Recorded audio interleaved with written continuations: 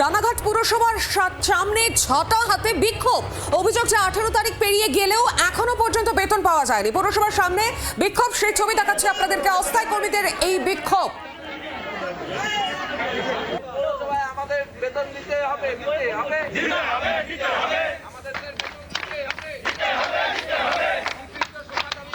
আন্দোলন চলছে, আমাদের দাবি মানতে হবে।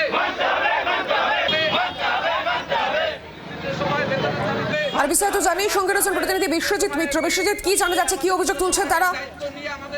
দেখো, সেটা হচ্ছে যে দীর্ঘদিন ধরেই পৌরসভার যে সমস্ত অস্থায়ী কর্মী আছেন তাদের মায়না এক দিক করে প্রায় পিছিয়েই যাচ্ছে। তবে বর্তমানে পালা বদলের পর সেটা হচ্ছে 18 তারিখ পেরিয়ে গেলেও এখনো পর্যন্ত তারা যে সমস্ত পৌরসভার অস্থায়ী কর্মী রয়েছে তারা টাকা পাচ্ছেন না।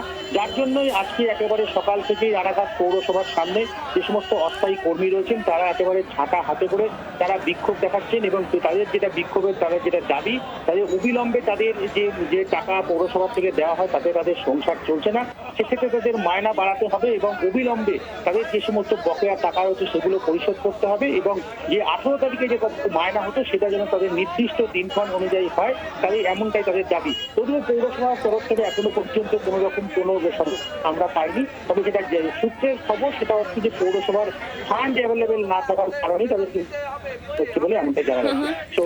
ধন্যবাদ তোমাকে। আমরা শুনবো যে অস্থায়ী কর্মীরা তাদের ঠিক কি অভিযোগ। রানাঘাটের মাইনা দিচ্ছে না, বেতনটা দিচ্ছে না, আমাদেরকে একটু ফিস করে দেন কি এই ডেটে আমরা বেতনগুলো দেব। এটাই আমাদেরকে সমস্যা, আমরা ঠিক মতন বেতনগুলো পাচ্ছি না। 1 বছর ধরে এরকমই চলছে।